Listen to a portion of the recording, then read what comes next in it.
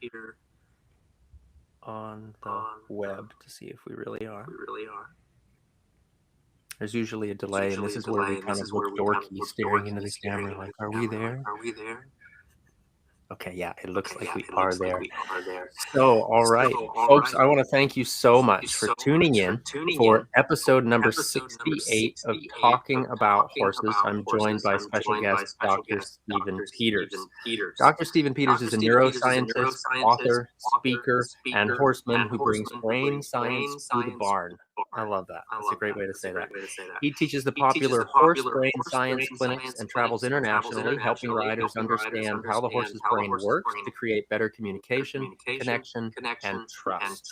His newest book, Horse Brain Science by Dr. Stephen Peters, has quickly become a favorite among riders and professionals worldwide. He's also the author of Neuropoetry and best known as the co-author of the groundbreaking book, Evidence-Based Horsemanship. Dr. Peters lives in Colorado with his wife, Michelle. There's 7 horses and 3 Australian Shepherds. Dr. Peters, thank you so much for joining me today for Talking About Horses. Oh, it's a pleasure to be here, Patrick. And as we had talked about just before we went on the air, it just seems odd that we haven't had a face-to-face conversation with all the circles that we seem to run in and the people that we know. But it's long overdue, that's for sure. There we go. I agree. So thank you so much for coming on here and for joining my audience, particularly live. As we do this, the live broadcasts like this are always a little challenging. So it's been fun as we've been getting started here. The idea of the echo, we're getting a notice here that there is an echo on my side. So this is one of the little glitches that pops up sometimes when we do these broadcasts live and in real time, and we roll with it. So thank you for agreeing to do this with me instead of it being ahead of time and we edit things. Well, I'm pleased to be here, and I think for your audience to know, if they don't know who I am, I'm a neuroscientist. I spent a lot of time, 3 decades, looking at brain scans, actually dissecting horse brains. I saw human patients, but I always had horses, and so I just because of that, I always looked at horses through a neurological lens and tried to understand their brain and how their nervous system functioned. And I also came from an evidence-based, thus evidence-based horsemanship. I always came from an evidence-based medical approach. And it was dumbfounding at times to see how we struggled with looking at horses through a lens that was really anthropomorphic. And it probably didn't do the horse's welfare any good if they were getting blamed for things that they really weren't able to help. And the fact that most of the time, a high percentage of the time, it was us that put the bad wiring in there that got the results that we got. So if we understood how we were wiring a brain and could set up optimal situations, and I mean emotionally and motorically and cognitively, then we could work with the nervous system. And it was dumbfounding to see how people struggled when they worked against the nervous system. You know, we can make horses do just about anything, but, you know, that oftentimes meant conflict types of behaviors, high sympathetic arousal. And then when we got those horses hyper agitated, we think, well, we'll just put on more pressure and make them do something. And we went the wrong way, the opposite way we really would have wanted to go in order to communicate clearly. So I really wasn't aware that there'd be a big audience. I got asked to go to a lot of, present to veterinarians or go to scientific conferences, but invariably, every conference I went to, there'd be horse people saying, could you talk to my horse group? And when I talked to veterinarians about going to talk to the lay person, the the average rider. They said, no, this would be so far over their head that you'd lose them anyway. I didn't ever really think that. I talk to patients every day about complicated medical issues. And so I felt like I could be a translator of actually good science, good, useful science that people could apply with their horses, not just a lot of jargon or fancy studies, but information that would help them stay out of trouble, that would be safer, that would help them communicate better, and that in the long run would have their horses performing at a higher level. I mean, a relaxed horse, or a horse that understands exactly what you're asking, or if you know enough to stay out of your horse's way, because most of the time it's the harmony and the synchrony of being with your horse. And oftentimes when you want to over control and micromanage that, you create sympathetic arousal and you lose that rhythm. I mean, think about it, if you were a dancer, if two people were dancing and one person was going to manhandle the other and take total control, how smooth would that look? And if somebody was really uncoordinated and didn't have much rhythm and was stepping on their partner's feet, but if you could synchronize your movements and get to a feel, and good horse people, I think, always talk about that, having a feeling for the horse, and could get with that feel, it almost becomes, it becomes a dialogue instead of a monologue, a back and forth, an understanding. And I truly believe that that's where most people want to be with their horse. But sometimes our ways of training have become so rigid that we seem to be in a box and not be able to look outside of that, even when it can benefit us and the horse. Yeah. So coming from the human neuroscience perspective of that, what is it that keeps us locked in that box when we struggle? Well, a number of things. So sometimes what happens is, if our beliefs are so linked to our own self-identity, then we just don't want to change. It feels threatening. It creates what we call cognitive dissonance, where giving up a belief means we take it as an insult to our own self-identity. So if we get so tied to what we believe in, then sometimes we can't be open-minded. And then every good scientist, and I mean everybody out there, is basically a scientist. We have to recognize our own bias. If you don't do that, then it really is hard to get over the hump and learn new things. For example, a confirmation bias, whereby you're willing to believe everything that conforms to your beliefs. So if new evidence comes along and it conforms to your belief, you'll accept that. But there's a huge circle outside of that. And good scientists, what they do is they don't have to be right. Their self-identity is not tied in being right. It's just getting closer to the truth. And in fact, to get to that point, sometimes to get to a certain level is based on a number of failed hypotheses. So you just know which way not to go to determine which way to go. But if you don't take a look at which way not to go, you may continue to just take that same path. And then you're stuck. So I think being open-minded enough to recognize we all have bias. Where do they come from? Our past experience, our teachers, our upbringing. Even to say the word horse is going to be different in everybody's brain. If you watched Black Beauty 37 times and you have romantic notions of your horse, and there's nothing wrong with that, but you're going to have a different picture in mind than somebody who worked in a feedlot, or somebody who had a trauma and got bucked off their horse and badly injured. So every perception that we have is personal to us. So recognizing that, and then to make things even more complicated, our horse doesn't live in our world. So they don't perceive the same things we do, and we don't perceive the same things that they do. If we give them human brain characteristics, and it makes sense because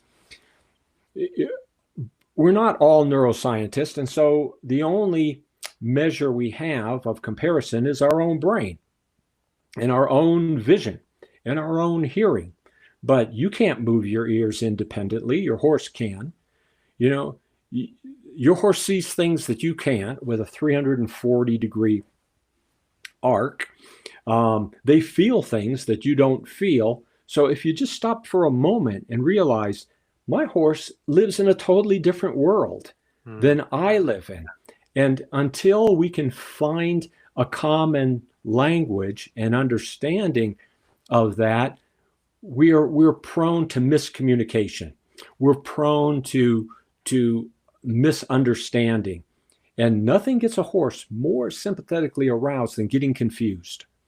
Getting confused will really do it.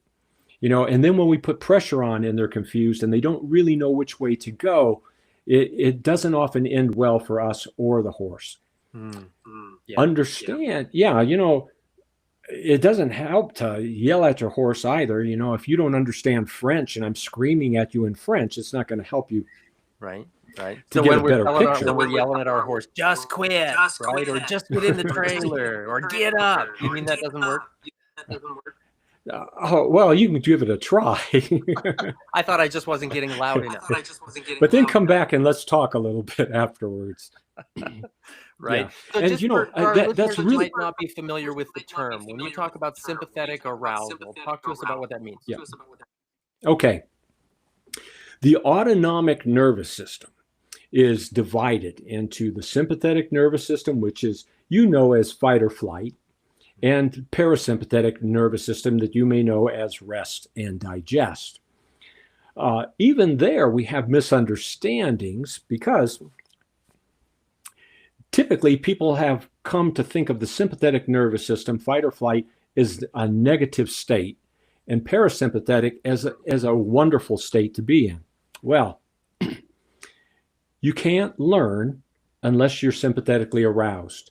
If you're in the back of the class and your head's down on the desk, so your horse needs some level of arousal in order to focus their attention and to learn.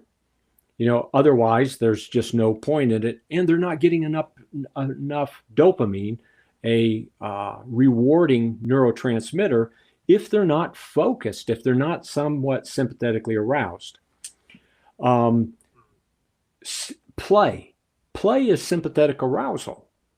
Sex is sympathetic arousal. So there's some good things up in that sympathetic arousal state. The problem is if we go too high and we get hyper aroused, now we're getting to fight, flight, panic, feeling threatened. Your horse can't think anymore. That's when you say, you stupid horse, you know better. But if they get too sympathetically aroused, then they don't have access to information they learned previously. They're just in a state that they're trying to escape from. Okay. That total self-preservation survival state. Oh, yeah. Yeah. And so what you have to do is then let them reset their nervous system and come back down. If you don't give them time to do that, then they're going to stay chronically sympathetically aroused. And so they're going to be very touchy about even things that are safe because they're not going to perceive them as safe. Can we break that cycle? We actually can. If what we do is we allow our horses to be challenged in learning, and if we go too far, all we do is just back off and let them reset, let them come back down, let them lick and chew, let their head come down below the withers, let them come back down, and know that they can do that. That's called pendulation in the literature. Okay. Going up and coming back down. Now, the cool thing about being challenged is that's where you get the optimum learning. You get something called acetylcholine and that's a neurochemical you need to focus your attention. You get norepinephrine. That's what you need to be aroused. Not too much because you'll be over aroused, but enough to be aroused and have attention. When you're in that state, that's when you get the highest dopamine hits. And dopamine is highly, highly rewarding. So you want to challenge your horse to get that high dopamine hit and then allow them to reset, because they'll start to look for that state. They'll start to want to be challenged because that felt good. Okay. And so you get more and more challenging as time goes on, and they tolerate more and more, and they get very comfortable even under a lot of pressure because they know that they'll just self-regulate and be able to come back down. Gotcha. Now, if you want to stay in the comfort zone, so to speak, and we don't have enough arousal, and if we're going to drill our horse, you're going to do this, and we're going to turn left, and we're going to turn left, and we're going to turn left, and we're going to turn left. The first time they might get a dopamine hit when you give them, pressure and release. And then they might get less dopamine the second time and less the third time. And by the fourth time, they're starting to get bored and agitated. But we keep trying to get that same thing over and over again. What brains like is what's called a reward prediction error. This is how this works. Let's say we've turned left 4 times. Now we turn right. The horse's brain predicted I would get this much dopamine. And now we've done something new. Wow, that's a bigger dopamine hit. So adding variety to your training and doing things in brief sections and then letting your horse reset. So you give brief chunks where they can optimize their attention. And we always ask horses to do things that we're not capable of doing ourselves. For example, people might say, I'm sitting right in front of my screen. I'm listening to Dr. Peters and Patrick King, and I'm taking this all in, and I'm paying attention in an incredible laser-focused way. Well, no, you're also saying, well, should I have worn these jeans, and who's going to do the dishes, and this chair's a little hard, and I had trouble hearing that last word, and you just keep pulling yourself back. But attention is so energy intensive that it's almost impossible to maintain. So what we have to do is allow our horses the opportunity to reset and come back, or reset and come back. And this is especially true of young horses who don't have long attention spans, because if we're going to drill them, we're just wasting our time. We're just going to create agitation. And they may learn, but they're going to learn at a slower pace, and they're going to have fragments of information that they don't know how to put together. Okay. And the learning is going to have then those diminishing returns if we just keep repeating and drilling. Well, absolutely. Absolutely. We need sympathetic arousal in order to get attention. And then that's where we get our high dopamine hit. So we get attention, but that only encodes information. What we need is to come back down and reset, because it's at that point when they come back down to what's called homeostasis, their natural biological balance. When they come back down there, same with us. If we have time to reflect on what we've learned without outside distractions, that's when we consolidate the information we learned by paying attention.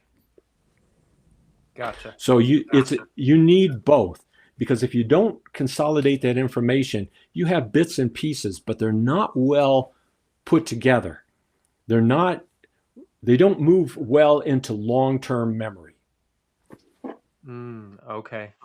So that rest and digest, coming down, back to the homeostasis, like you talk about, that's what's necessary for helping the kind of the longevity and the recall of the experience and the learning. For us, we might have tried to learn a task. And the point I want to make here in this next thing I'm going to say is that, if we think we're going to just drill And people have crammed for a test, and they can see how effective that is 3 weeks later when they ask, well, what was on that test? Right? But let's say you have a task, a motor task, we'll just say, that you're struggling with. And you can play around with it for a little while and get more and more irritated. But when you get irritated, it's best to just say, you know what, let me just set this aside. And then you go to sleep at night. And what happens is your whole brain doesn't change, but acetylcholine will go in and set like a highlight marker and say, let's take these neurons and attach them to here. And these seem to be interfering. So let's, prune those away. And actually you rewire. Your brain's very busy. You rewire. And so does your horse in sleep. And the next day, if we haven't drilled, in the next day, all of a sudden you tried that motor task again, and somehow magically, wow, you got better at it. That's because your brain had an opportunity to replay it in an area called the hippocampus. It's about even with your ear. That's the structure associated with memory. And it'll replay that task about 20 times and faster and better than you can. And people might say, well, I could do it better by drilling. Well, you can't, because you can't do it as fast, and you'll fatigue if you're trying to do that. By the second or third time, you might fatigue, then you get it wrong, then you get frustrated. But once you have it right in your brain, if you'll step back and let your brain replay this without outside distraction, then you'll actually do something called myelinate those neurons. You'll connect them and then start to get a fatty wrapping on them, and they'll become very efficient. But if you're constantly in a sympathetic state, you're not going to do the same type of wiring, and you're going to just leave chunks of information floating around out there that aren't well connected.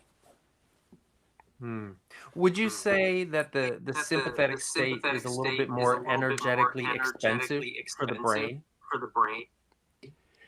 Yes, it is. Yes, it is. So that's why we need this time to reset, because it's energy intensive. We're easily distracted. They looked at humans, and they discovered that if you really are focused on something that's challenging, you will only be able to hold, at best, about an hour, almost an hour of your attention. And after that, your attentional capacity decreases significantly, even though you might not think it does. So that's when you're reading that paragraph for the 14th time, right? Saying, yeah, I read through that book. But what might have been more effective is to have read a chapter, and it took you, let's say, an hour, fold that book up, sit back, and do what's called non-sleep deep rest. And that's what science is finding, is that if you do that, you just kind of take your eyes out of focus. You don't really think about things. I have a big window that overlooks a canyon where I live, and I'll just let my eyes just lose focus, and I'll stare out there for a good 5 minutes, just in a state without much thought of anything. And I found that I can really consolidate information. And when I used to think I was more efficient to just push past that, and now science is finding that instead of massed learning, where we think, well, we got 3 hours and this is what I'm going to accomplish with my horse today, all these tasks, if we space that learning out, then that is so much more effective. And we've done that we're finding out, like in medical school, where they used to have people just cram and learn things and find that they were really not holding on to the information as much if they spaced it. In other words, if you tried to learn everything about a certain subject in 8 hours, if you spent the same 8 hours but you broke it up into 2 hours per week, at the end of the month, your brain would hold more information and have created more connections with your existing neural networks in your brain that you'd have far exceeded what you would have done to have continued to do that. And I don't know how many times I've heard stories about horses where a horse might pull up lame out of a training program and so get some rest, and then pull up lame again and get some rest, and eventually recover and find that they were far beyond the other horses because of that opportunity. The injury conspired to help their brain process things the way the brain does. Now we can say, follow this method or do it this way. But regardless of whatever method you follow, you're still dealing with the brain. So why not optimize your approach to working with the brain the way the brain works, and using those pieces of that method? Because I don't want to throw out all tradition, because there's reasons that some traditions work. But I think, if you know the how, science can provide the why. And if you understand the why, your how can get so much better. Sure, absolutely. And that's as you're talking about the evidence-based horsemanship, right? Really knowing what's happening kind of under the hood, right? To dictate what your process is. Right. And, this myelination I talked about, as you learn, you excite certain neurons in your brain, and they'll rush to those neurons. These, here's the big term for the night: oligodendrocytes. they rush to the scene, and if you fire those neurons 2-3 times, they'll start to wrap a fatty wrapping around them. And it's called myelin. Foals, they myelinate quickly around the cerebellum and the motor area because they have to be on their feet very quickly to survive. So if we myelinate areas of our brain, they become even more efficient. So here's two neurons talking to each other. They're naked neurons. This isn't an X-rated show, but they're naked neurons here firing. The messages oftentimes don't make it all the way down into the neuron. They dissipate off. They're weak. Okay. The information traveling over those neurons that are unmyelinated probably travels about 2 miles an hour. However, if we can myelinate areas of the brain in our training with horses, that information won't dissipate. It won't get lost. It'll pass neuron to neuron to neuron, and the information travels about 200 miles an hour. So, wow. Basically, you'll become so efficient and have things that become almost automatic and so quick. There's almost no thought involved if we take the time to myelinate correctly. You can myelinate the wrong thing. That's the catch. Okay. It works just as well. If I take a big old horse into a trailer and it knocks me down and runs off and eats grass, and I pull that horse off the pasture and put him back in the trailer and it knocks me down again and goes off and eats grass, now I'm starting to fire those neurons, and the horse is just getting a message in their brain that, oh yeah, I go into this dark area, I just knock this human down, and then you eat. That it's not thought of to get one over on you, to play a trick on you. Right. He's not just being a bad horse, right? Yeah, and especially he's not going back to the pasture afterwards and say, did you see me make a chump of that guy? And all the horses in the whole pasture laugh. Right. Although some people treat it like that. Mm-hmm. But to understand, hey, I'm probably myelinating the wrong circuitry here. And so I've got to back up and I've got to myelinate a different pathway because this is not going to be efficient. And then somebody's going to have to come rehab that horse because the horse will be called a bad horse. But we're no different in how we myelinate our brains. So if I start to play a musical instrument at first it's very clumsy. I'm sending these neuronal firings. But after a while, as I get smoother, I start to myelinate pathways. So if I'm using my left hand to play a bass guitar and hit certain notes, then the area of my brain that controls my left hand will actually get more efficient. And so Yo-Yo Ma, the cellist, has actually said that it's more efficient for him to visualize in his mind practice than it is to actually physically play it, because he physically knows how to play it, but he'll fatigue, or it'll become more of a physical task when he needs it to be more of a cognitive task. And so he can hone his skills better by replaying them cognitively. So how do we do that with our horse? Well, I know you're a dressage guy. It can be easier for a ranch horse. For example, they know why I'm side passing if I'm going to open a gate. Sure. So cognitively, they have an understanding already. If I'm pacing a cow, they know why I'm changing that gait, transitioning to keep up with that. Mm-hmm. With they that can kind cow. of see the job. They can kind of see the job. Right. So it's a little more of a challenge if you're just doing a task or a movement to get the horse to understand. But you can still do that by how skillful you are at rewarding the horse for what they do. So your timing.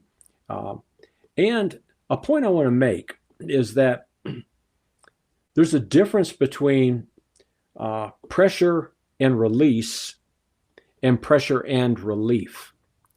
So, and it's not just semantic in that release is what we do, but relief, only the horse can tell us that they understood what was going on. I mean, if I whip and spur my horse like crazy, and then I stop, the horse knows there's a release there, but have they actually felt relief? Has their nervous system actually changed as a result? And so we can be so much more effective with the nervous system if we're providing relief. And that calls for a conversation between two nervous systems, you and your horses. Mm-hmm. So how do we feel? How do we notice the difference? Well, when your horse sighs, when your horse takes that heavy breath, when we've challenged our horse and now we're looking for signs that they're actually able to quickly self-regulate. By what I mean by that is they may get hyper alert for a moment or a short amount of time, but what we want to see is not their head staying up there, not their lips clamped tight where their mouth is dry. What we want to see is their eyes start to blink. We want to see their head start to lower down below the withers. We'd like to see a yawn or two. That would really be good. But those are all ways that our horse can tell us that my nervous system is changing. There's a lot made about the licking and chewing. Let me just kind of clarify what's going on a neurobiological level. There's your ninth cranial nerve, ours and our horses, is the glossopharyngeal nerve. And the interesting thing about it, it's all parasympathetic fibers. So all those fibers are parasympathetic, and they go directly to the salivary glands. So basically, all that's really happening is that if we've got a tight mouth and we're sympathetically aroused and our mouth is dry, our lips are tight, as we start to come back to homeostasis and back to a parasympathetic mode, the salivary glands will be reactivated. So they'll start to lick and chew. And you'll notice this. You can take, all kinds of sugary grain and put right under your horse's nose. But if they're sympathetically aroused and they're hyper alert, they have no interest in eating. So to rest and digest, to go back to parasympathetic mode, they have to loosen those lips. And sometimes it's a great indicator when your horse's head's up above the withers and they have some acetylcholine, they're really focused, They have some norepinephrine. They're aroused to a certain state, and you can tell that they're not over aroused because you'll still sometimes see the mouth will be pretty placid and pretty loose. Okay. So that's not the only indicator, but those are some. So if we continue this pattern of challenge and allowing them to reset, challenge and allowing them to reset, we'll get really good at recognizing when our horse is getting relief, because we'll provide the release, and then you'll watch your horse just calm right down, bring themselves right back. Yeah. Okay. So we give the relief, and we have to watch to notice when they've actually found the relief. Yeah. If you want it to register at that deeper level, because certainly it's going to feel, for example, people will spank their horse, pat their horse. Mm-hmm. I see this all the time. I went to Spanish riding school and I saw them whack on their horse. And so, I gave a clinic there. We talked about this having been tradition, but, and some people will argue, well, my horse licks and chews when I do this sometimes. Well, there's no correlate in nature to go along with a spank.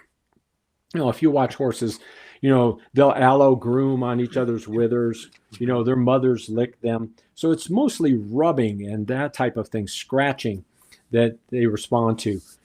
You'll watch them sort of tense up when they take that spank. But the reason, more than likely, that they lick and chew after they get that little spank is that they know that work is over for that task they got asked to do. So once they get that release, then they feel better, but they tolerate the spank nonetheless. Because they know what it means. They know what it means. And so that's more for us. I don't know where it came from sports or whatever. I had a teacher years ago that told me that only dogs and football players like the patting.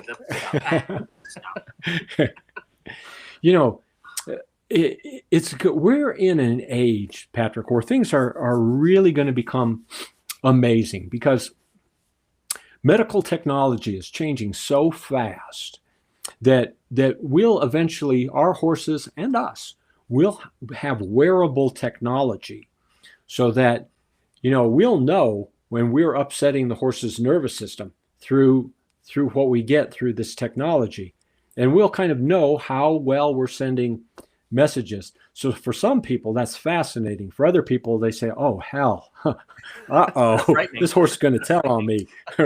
Right. But horses are going to be able to tell us in a way that now is just an interpretation.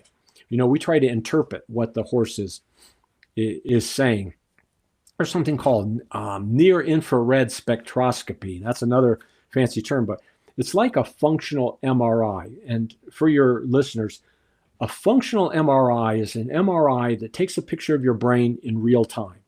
So if you were reading a book, I could look at the scanner, I'd see which areas of your brain, your occipital lobe would light up, and I'd be able to see that because blood and oxygen would rush there.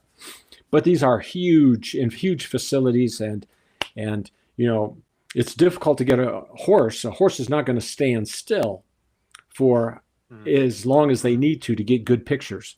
But we're learning that you can create almost like a bathing cap that would fit on a rider and fit on a horse. And there's experimentation going on right now that's actually looking at areas of the brain and how these two species, human and horse, interact. So we're not all that far off from some really amazing things.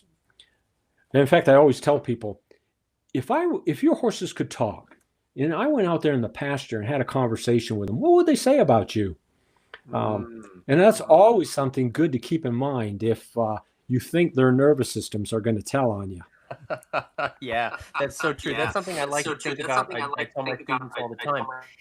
When you're riding, when you're doing an exercise, whether you're riding or whether you're doing it on the ground, if your horse were to go out in the paddock and tell his friends about that exercise, what would he say he was asked to do? would he just say, "Oh, I don't know, I got kind of pushed over here to the left, and I got pushed over here to the right, and they kind of pulled back, and they kicked me every now and then if they thought I was too slow"? Or would they be able to say, "I was doing a canter half pass, I was doing flying changes, I was," would they actually understand the exercise in the way that we might describe it to each other? Yeah, not exactly, but there's an area of your brain called the basal ganglia. It's a whole bunch of different uh, uh, areas of the brain, but they all have a different loop to them. There's a cognitive loop that goes through an area called the caudate. There's a motor loop that goes through an area called the putamen. There's the limbic system, that's the emotional piece. And you could drill your horse just worrying about the motoric piece, which a lot of people do. I just want that horse doing what I tell him to do. Okay. And that goes into the basal ganglia, which becomes an automatic behavior. But if you create that automatic behavior where limbically they were sympathetically aroused, highly sympathetically aroused, then the next time you ask for that motoric pattern, you're going to have that motoric pattern with that high sympathetic arousal. Gotcha. And if your horse understands what you're asking, then you handle the cognitive piece. But otherwise, you're going to ask for a motoric task, and if you ask a little differently, you're going to get confusion because it's not going to match up perfectly to what you've asked before, because cognitively they don't understand what you're asking. So you really can't ignore any of these components, because once you put it in the basal ganglia, it becomes automatic.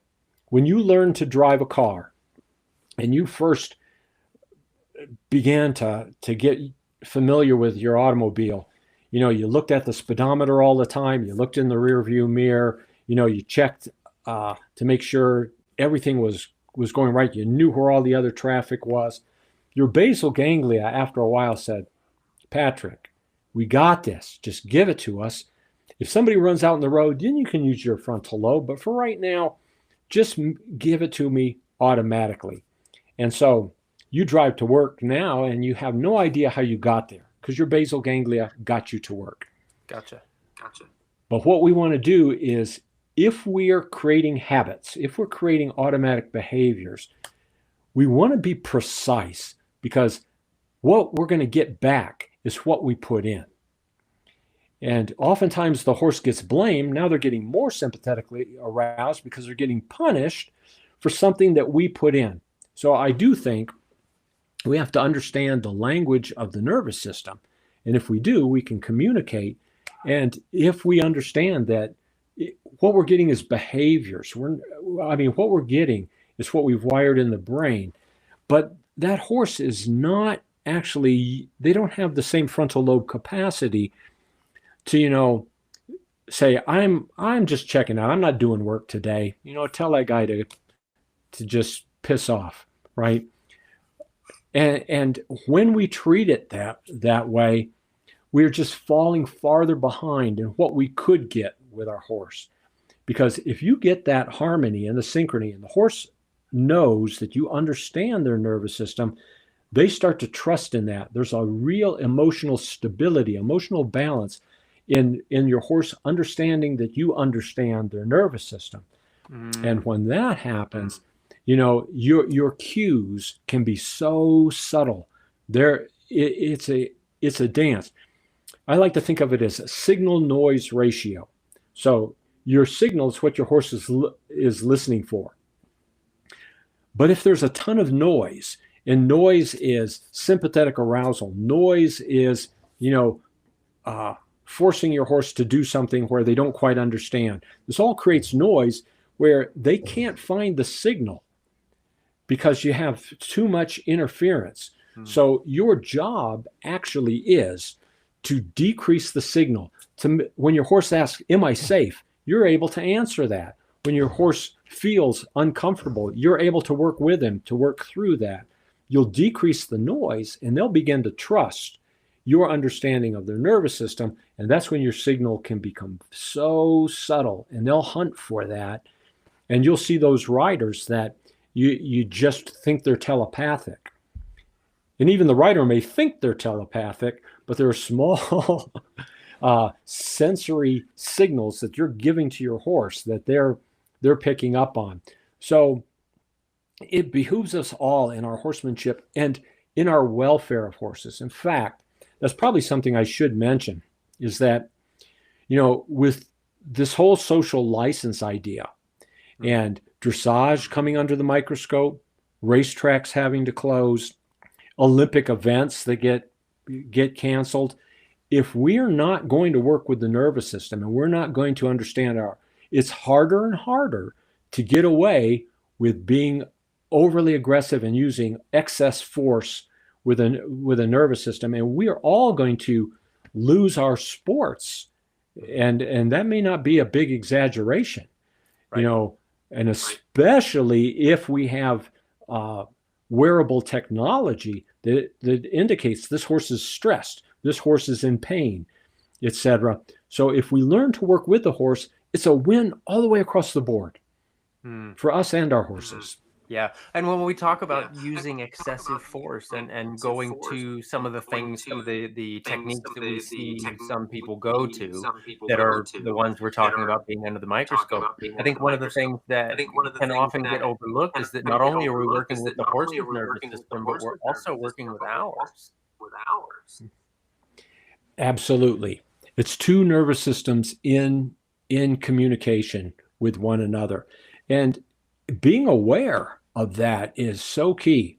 In fact, I tell people sometimes, let's say you're driving to your barn, pick a mailbox, pick a big boulder somewhere as you drive to the barn, and ask yourself at that point, where is my nervous system right now? Am I agitated? Am I angry? Am I not focused? And what do I have to do to change that before I start to ask another nervous system to interact with mine? Because we absolutely have responsibility for our own nervous system. Mm-hmm. And if you're anxious, if you're fearful, that's not something to be ashamed of. I mean, all those things can be worked with, but it's when we hide them that it comes back to haunt us. Yeah, and so not a fake it till you make it sort of operation, right? Yeah, I'm so tired of hearing cowboy up after somebody's had a concussion and still has symptoms, or put on your big girl pants and get back up there and actually getting one traumatic brain injury actually increases your chances of getting another one. And if you had more than one, then it increases even more so. So you become more vulnerable. So you want to allow your brain to heal. You want to allow your psychological well-being to be resilient and in place before you step up there and send all these signals. In fact, I won't go into it, but I would encourage your readers, if they haven't heard of Clever Hans, to look up that story of the horse that is so sensitive to its owner's small and subtle behavioral changes that the owner wasn't even aware of it.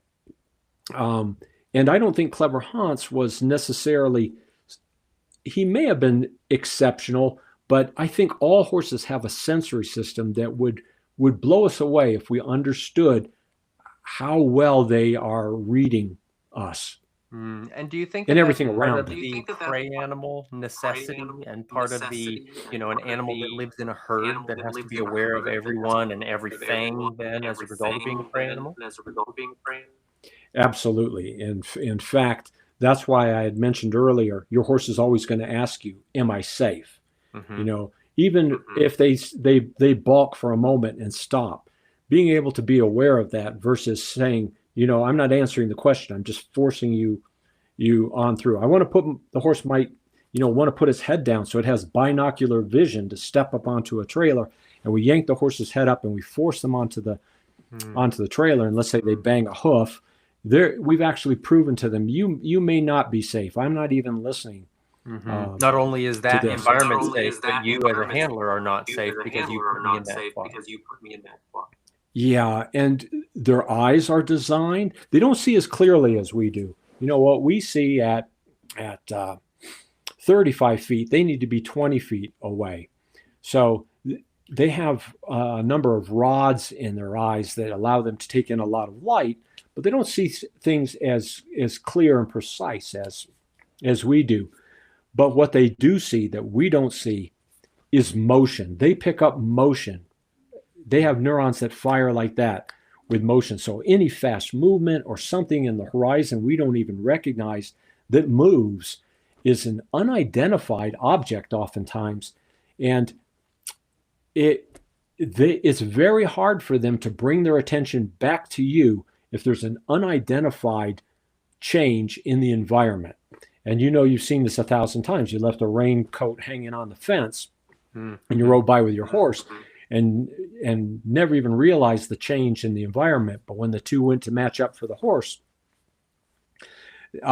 they have to identify what that is, because if they don't, everything's a predatory threat.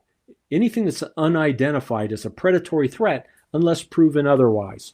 So sometimes our job is just to prove otherwise. And if you can set your horse's nervous system and you can make things neuro exercises, then horses can do anything once we take care of that noise. I mean, I got a Mustang off of Mesa Verde, which is a national park just 8 miles up the road from me. And I can tell people that horse was not standing out there saying, I hope a human comes along, teaches me to trot, teaches me to back up, teaches me. So, you know, it's egotistical to think that we're teaching all these different things to horses. Sure, we may direct them and put them in a certain sequence. But if we want to do that, we have to work with their nervous system for them to optimize those types of things. And once you take care of the neurological communication, it's amazing the horse that's able to show up for you. And so I tell people, you know, don't believe a thing I say. Go ask your horse. Actually, think of it this way. Look at your horse a little differently. Think of their nervous system, and you can't go backwards. It's almost impossible then to work with your horse once you've stepped over that line. But stepping over that line is not scary. You don't have to let go of all the things you've learned before, but you can modify, you can hone, you can actually improve where you were before by understanding the neurobiology of your horse and your own. Sure. I really love the phrase that you used there, is thinking of it as a neuro exercise when you're working with your horse. I think even just thinking of any task that we have as a neuro exercise for your horse, that will really change the way we present it to them. Oh, absolutely. In fact, I know a guy who everybody says he's got such great horses, but you know, I don't know why anybody pays him. He just sits on the fence and watches them all the time. Right? So, and it's basically neuro exercises. You learn something, you learned it briefly. I think you got it. Let me give you time to dwell on it. Let your brain replay it. In fact, maybe I'll even put you up today and I'll go get another horse. And maybe it'll be those 20-minute episodes that I've had with 20 different horses than if I would have spent 2 hours with one horse. And I probably wouldn't be as far along with that one horse as I would have been had I put them up. Yeah. There you go. That's a great thing to think about. Yeah. So we work with their nervous system, and when we become really good at that,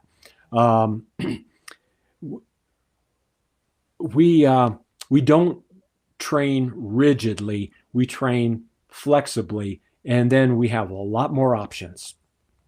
Yeah. One that the nervous system would be more open. The horse's mind would be more open to those options. Right? You would create, instead of two rigid patterns, one behavior after another, after another, after another. So you would end up with a rigid pattern, neuronal pattern, and you'd get what you want. And maybe you'd get that behavior, But what happens if you take that horse then outside of the arena and you go for a trail ride? Yeah, it doesn't They leave come room for apart with all the deviation. things that they experience. But if you've allowed your horse some agency, some problem solving, if you've allowed them to understand what it's like to feel sympathetically aroused and know that there's a safe spot on the other side, and after a while, now instead of train this and train that and train this separately, you train like this and you train like that, and then these neural networks overlap. Same thing happens with us. So if somebody has isolated bits of information and then they finally take a class on something and they say, oh yeah, I see how this fits. Oh yeah, now I know how this comes together. And then pretty soon, actually biologically, not just on paper, biologically, those neurons will intermesh and you'll broaden your neural network. And that's when you say, yes, I got this. And that's your big dopamine hit. So your horse's brain has the same neurochemistry. It has the same neurobiology. So why wouldn't you want to set it up so your horse is learning so much to have this dendritic forest of all these branches? And then every time your horse is able to do what you ask, they get a big dopamine hit. What's going to happen is they'll start searching it out. And you'll say, how did my horse get so smart? They're learning so learn. fast. It feels, it feels like you're cheating.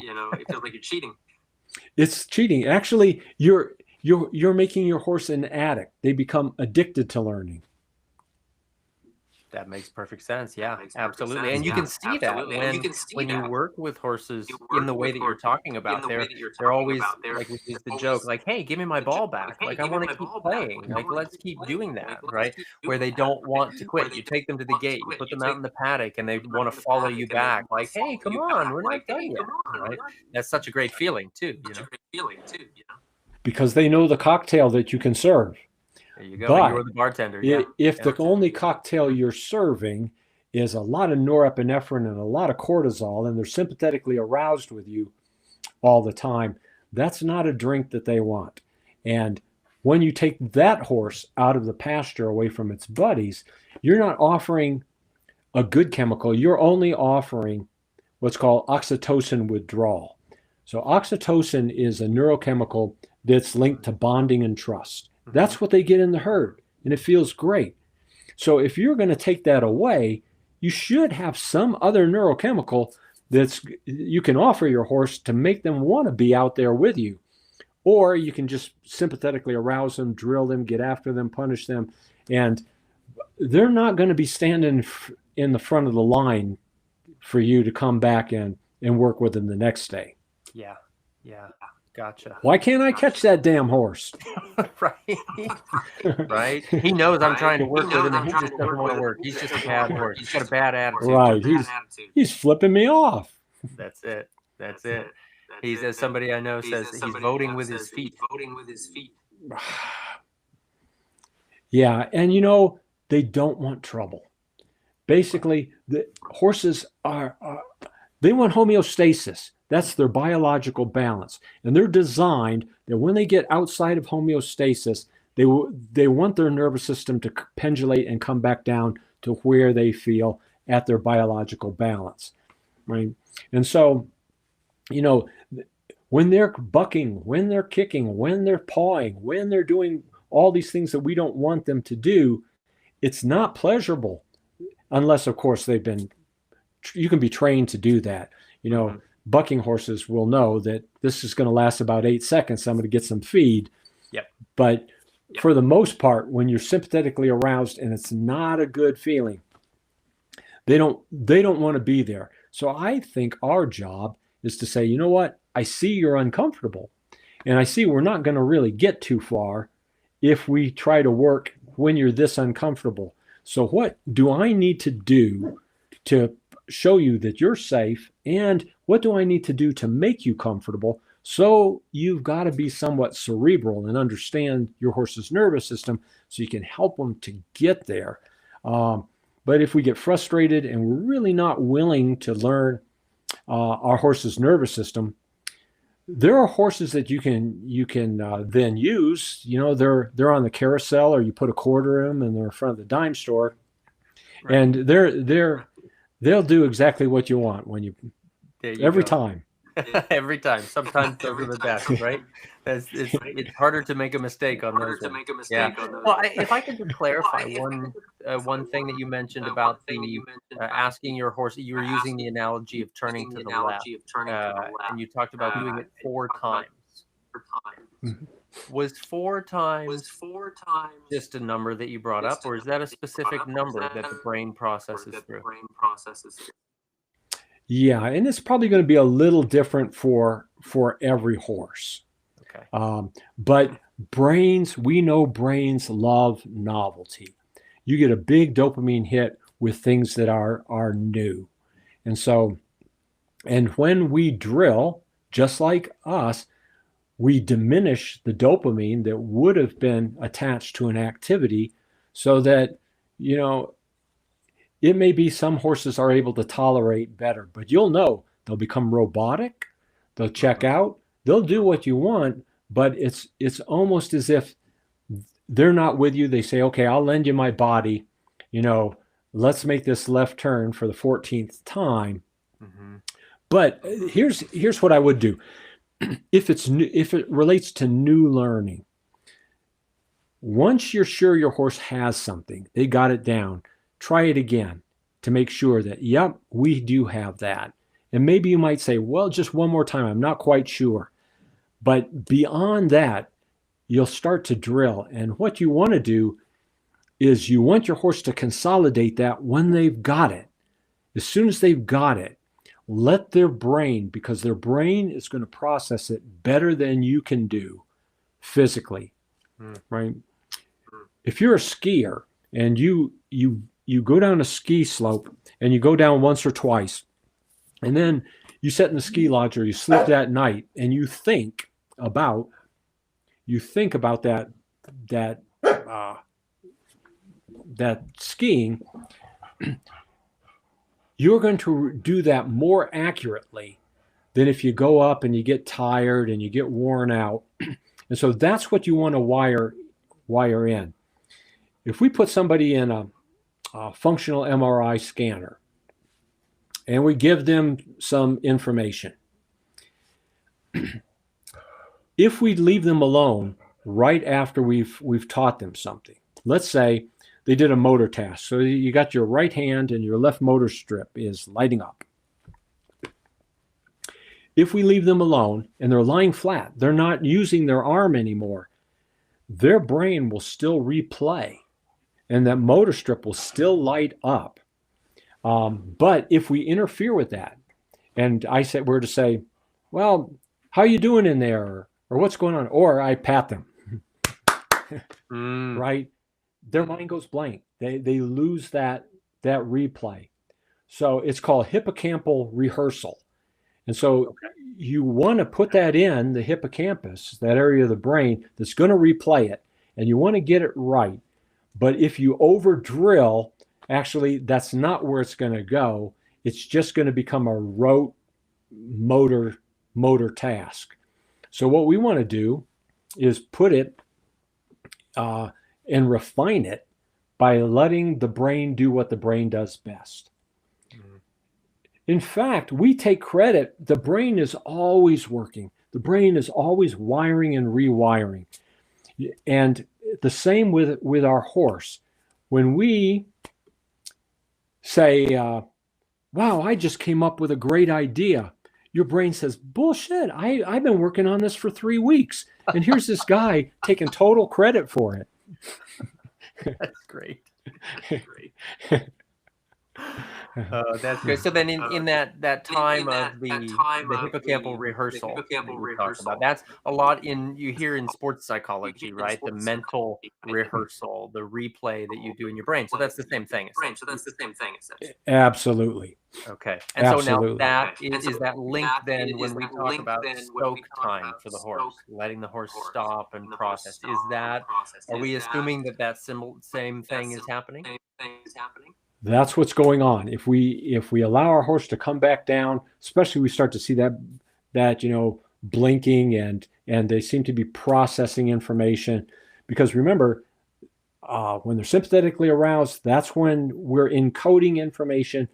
When they come back down to homeostasis, that's when they consolidate it. And so that is the replay.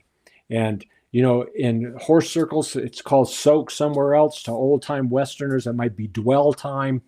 But it's, in fact, it's very hard for trainers, I think, to use that effectively in their toolbox, the pause. Because I think oftentimes the public says, well, how many times did you ride my horse in an hour? Or, what exactly was going on, when maybe you really learned a key chunk of information and your horse had it in the first 15 minutes. And it would have been much better to say, you know what, let's just put you up right now and let you dwell on that. But we feel compelled to add something else on but think that something else is going to compete with what you already taught. And then something else is going to compete with what you already thought. So now we're asking our horse's brain to take all this in with competing information and try to sort it out. That's unfair, actually. And that processing is expensive also, right? Like when we talked about the hyperarousal, that's expensive for the brain. Similarly, the soak time would be expensive, yeah? Yeah, absolutely. Is there a time frame in there? So let's say we've got that 15 minutes and we come to something really good with our horse, and then we put him up, and maybe we pull him out for another 15 minutes later. Is there a time window that we can say, okay, within half an hour, within 3 hours, he's had sufficient soak time for that? Or is that different depending on the horse too? Like humans, everybody's different, and that's what you'll have to experiment with. Every time I give a clinic, there's always an engineer in the crowd who says, well, is that like 1.5? And I say, no. It's not a set amount. We're talking about biological matter, and horses have different neurochemistries. And so, if you've got a flighty Arab, that's really sympathetically aroused, and you're not quite sure that they got some information, or if they did, they may need more time, and you may have a draft horse who you think's dwelling all the time. Yeah.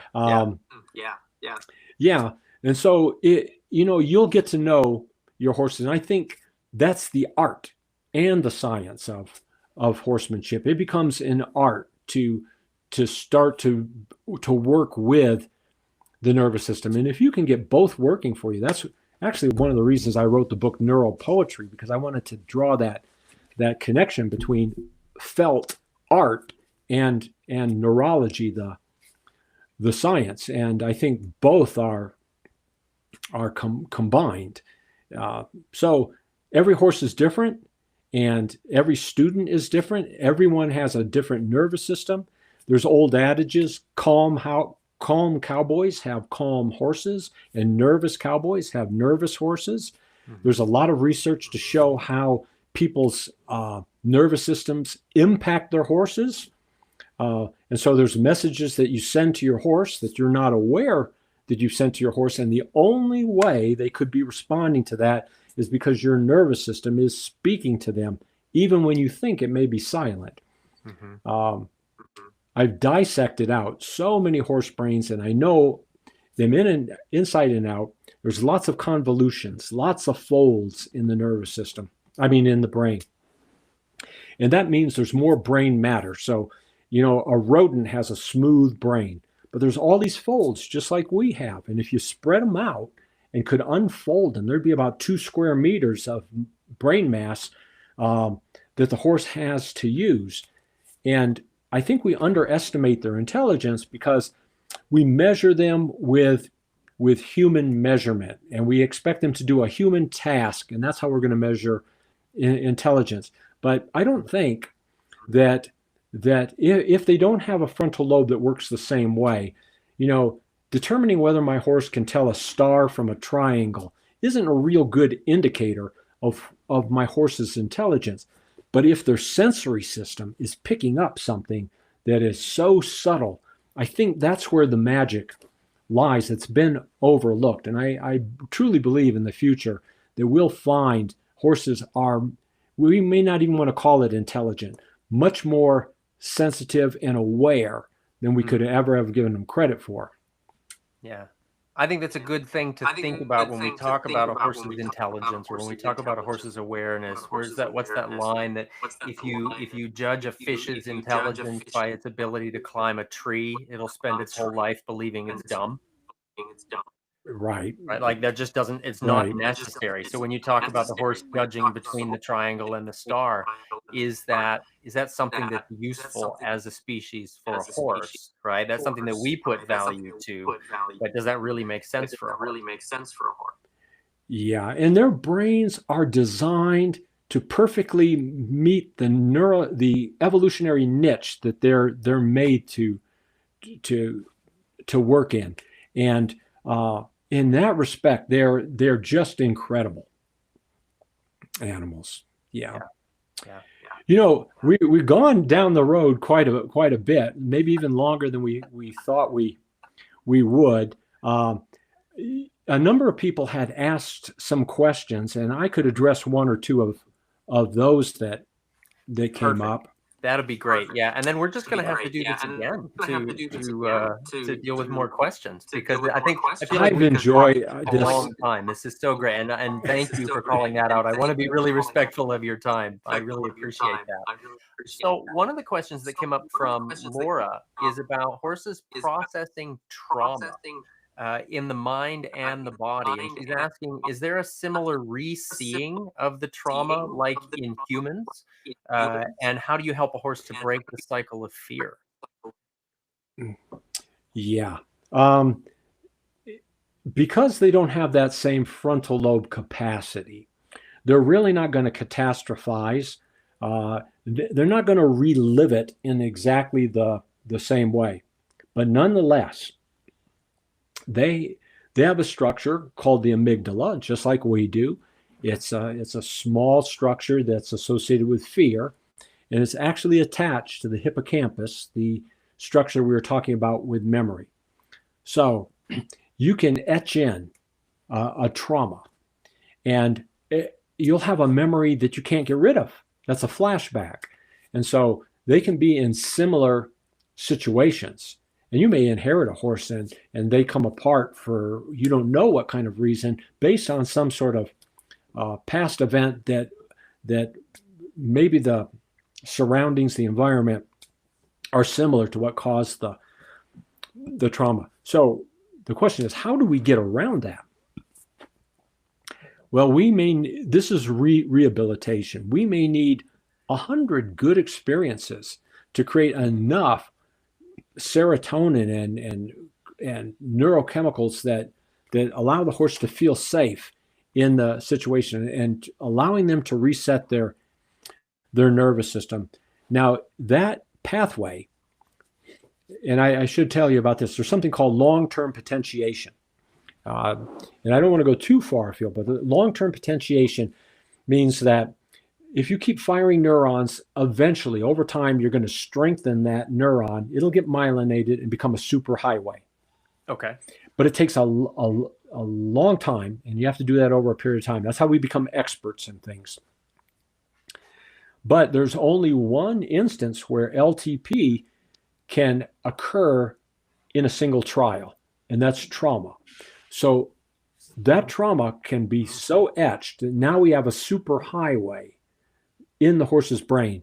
And so what we have to do is we have to convince that horse, and I don't mean, convince them, I mean actually convince their nervous system that even safe situations that they now see as dangerous, this hyper alertness that they're feeling, we have to allow them in small steps. We have to change the neurochemistry. Often one of the biggest things we can do is offer dopamine, and dopamine comes from curiosity. So if we can get our horses curious about things and willing to investigate things, sometimes they'll move out of that and they'll become, people say, well, my horse has become more brave when they're wanting to investigate something. But just know that what you've got to do then to reset that nervous system is create your own superhighway that's an alternate route. And that may start out as a feeder path. And that may start out as a rocky, unpaved country road. And that may finally just be a paved road. And eventually you may need to create, through safe, consistent patterns, enough that your horse has so many good experiences that now you've created a 4-lane safe highway to compete with a 2-lane trauma. Now most of those messages are going to opt to go the other way. But bear in mind, oftentimes that trauma may still be there. You may not get rid of it entirely, but you can set it up so 95% of that traffic is traveling just the way you want it to. Gotcha. And so, like, I'm thinking of just a simple analogy: a head shy horse, right? That you can set things up like you're talking about. You can replay things. You can, through successive approximation, you can change the relationship there. But when the conditions are just right and things feel just off, then they'll revert back to that old road. Right. And so, I think that really we want to be aware of the potential for trauma. And it can be as simple as, excuse me.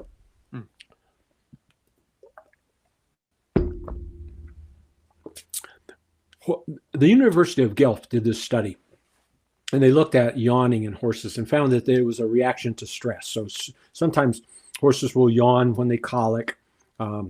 Sometimes horses will yawn after they've been challenged. And one of the areas around which there was a lot of yawning was bridling.